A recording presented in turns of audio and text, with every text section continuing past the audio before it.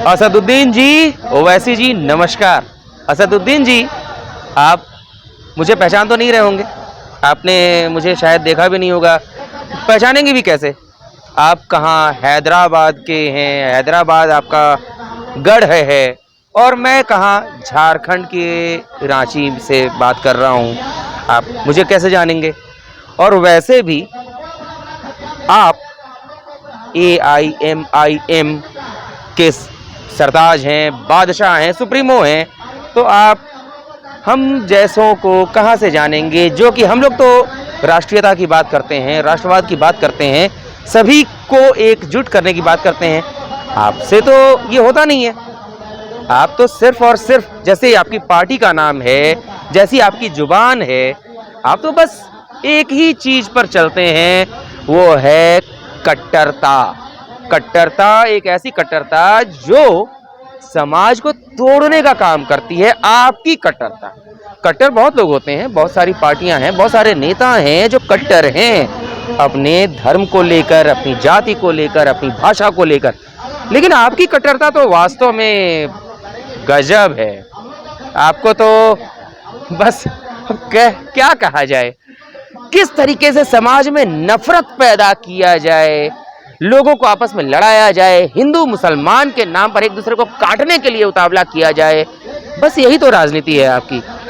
अभी हाल का बयान मैं आपका देख रहा था, सुन रहा था, बड़ी अच्छी डिबेट भी हो रही थी टेलीविजन पे। मैंने सुना आपने एक नया शगुफा छोड़ा है कि आज हमारे देश में अल्पसंख्यकों को लोन नहीं मिल रहा है, उसमें भेदभाव हो रहा है। अरे कौन सी, आप वास्तव में मतलब निष्पक्षता के साथ राजनीति करना भी चाहते हैं या बस हिट एंड रन वाला खेल खेलना चाहते हैं?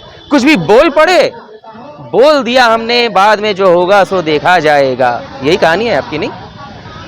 जब आपने ये बयान तो दिया कि मात्र 331 लोगों को, मात्र 331 अल्पसंख्यकों को लोन दिया जाता है, लेकिन क्या आपने पूरा आंकड़ा ध्यान से देखा? आंकड़े बताते हैं कि 607 लोग अल्पसंख्यक समुदाय के ऐसे थे जिन्होंने, ठेला लगाने वाले, रेहड़ी पटरी वालों ने, जिन्होंने लोन के लिए अप्लाई किया था, और उसमें से 331 लोगों को, मात्र जैसा आपने कहा, मात्र 331 लोगों को ही लोन मिला। बहुत बहुत नाइंसाफी है भाई साहब, बहुत नाइंसाफी है।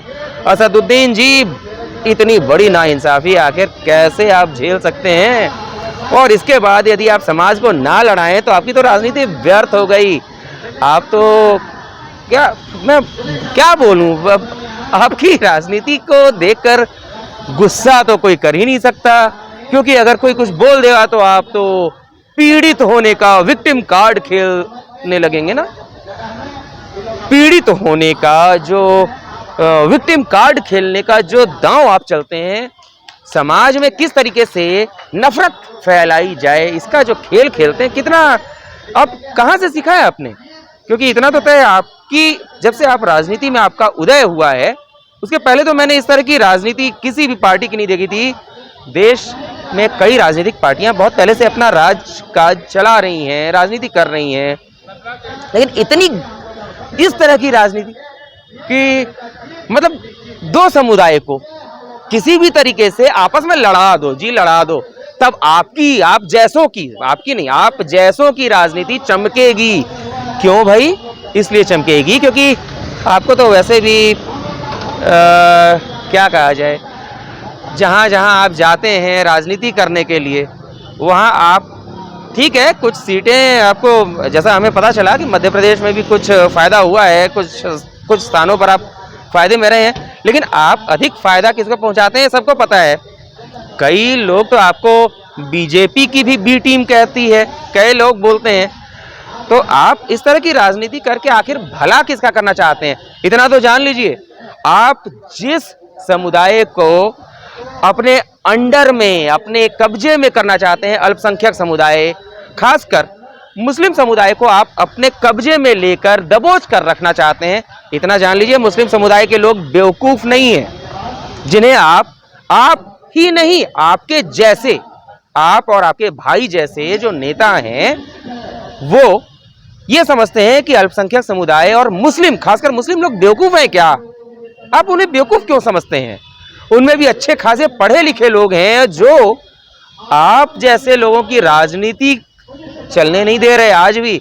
नहीं तो यदि मान लीजिए, मैं मान लेता हूं कि मुस्लिमों ने, मुसलमानों के समाज ने आपको अपना सब कुछ मान लिया होता तो इतना तो तय है कि आज देश में आपकी स्थिति तो ये होती कि सरकार बना भी सकते थे, गिरा भी सकते थे गुरुजी, लेकिन नहीं, ऐसा नहीं हो सका क्योंकि जो समझदार लोग हैं, जो जिन्हें आप अपना समझते हैं, वास्तव में वो आपको अपना नहीं समझते क्योंकि उन्हें पता है कि आप तो सिर्फ राजनीति करके रोटी खाने में लगे। रोटी भी नहीं, आप तो पता नहीं क्या केक खाना चाहते हैं, क्या खाना चाहते हैं। इसलिए एक छोटा सा प्रश्न उठाऊंगा मैं आपसे, आपसे बहुत आवश्यक प्रश्न है।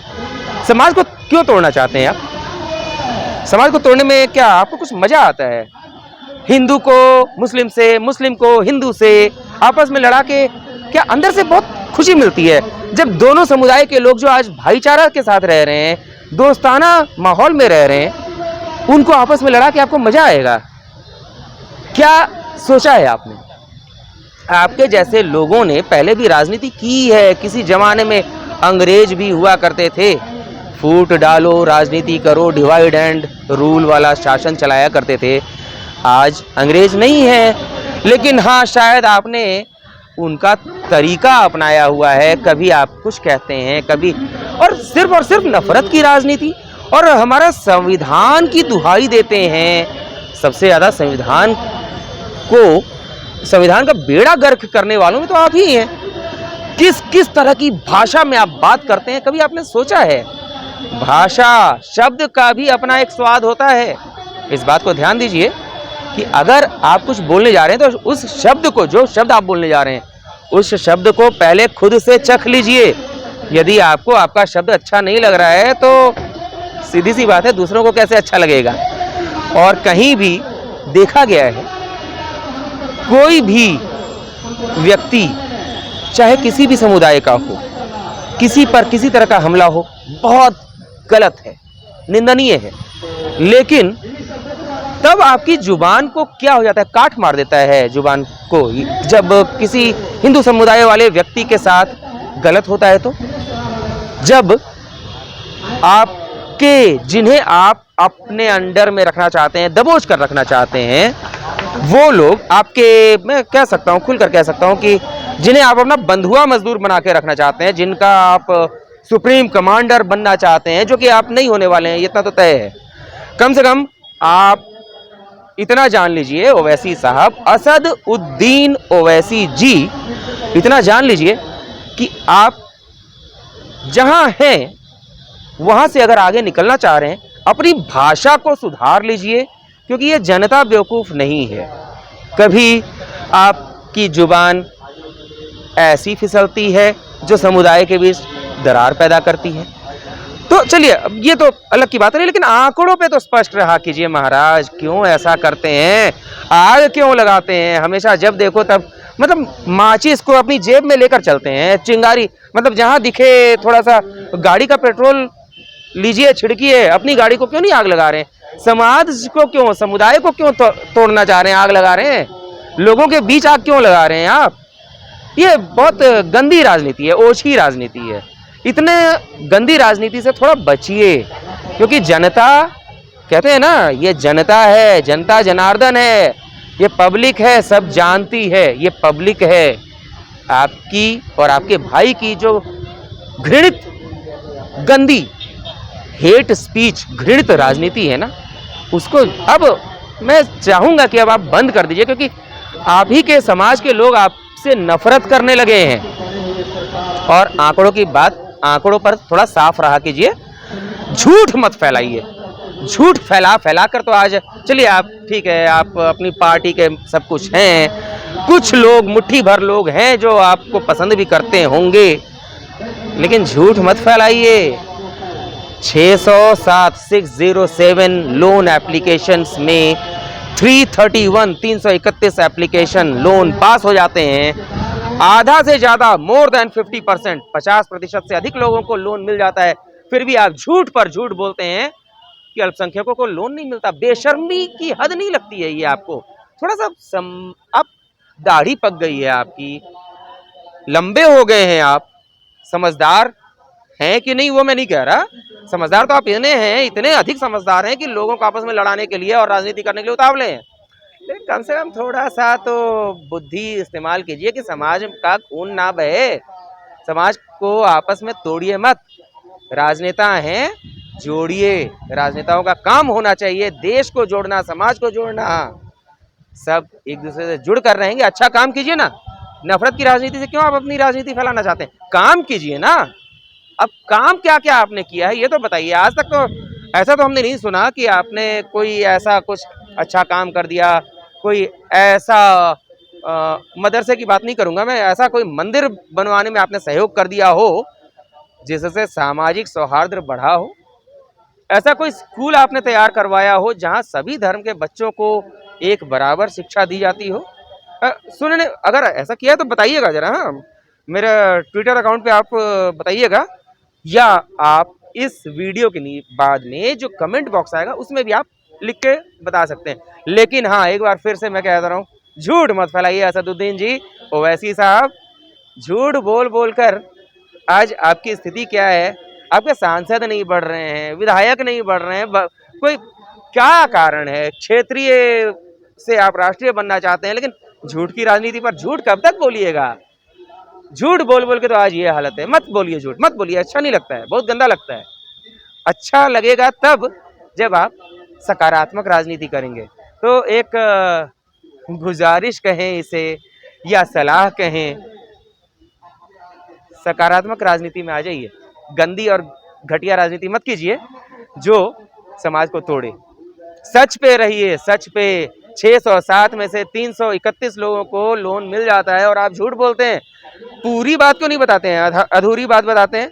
मात्र 331 लोगों को लोन मिलता है, क्यों भाई?